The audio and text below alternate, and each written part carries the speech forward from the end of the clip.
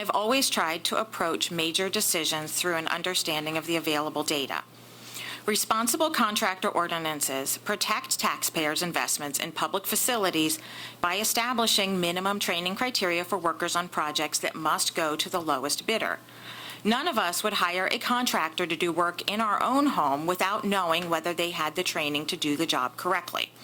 Responsible contractor ordinances are not new, and their effects have been well studied. Numerous local government units across Pennsylvania have such ordinances or policies in place, including requirements for apprenticeship training and requirements that custom fabrication be done in accordance with prevailing wage. There is nothing unique here.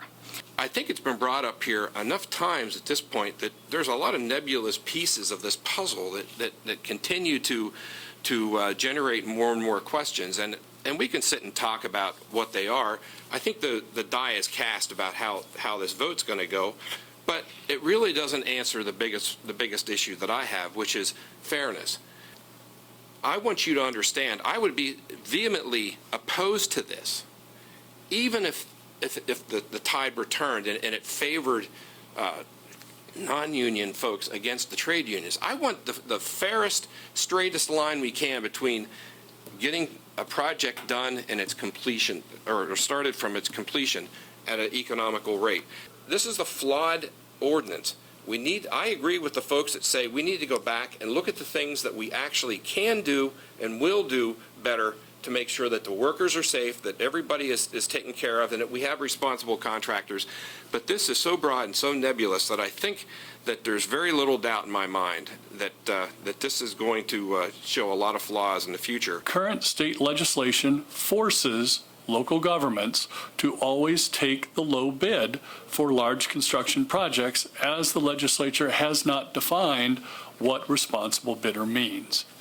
And RCO encourages workforce development by using the over 1,500 certified training programs from the Pennsylvania Department of Labor and Industry. Requiring OSHA safety training and certified skilled training will improve on-the-job safety.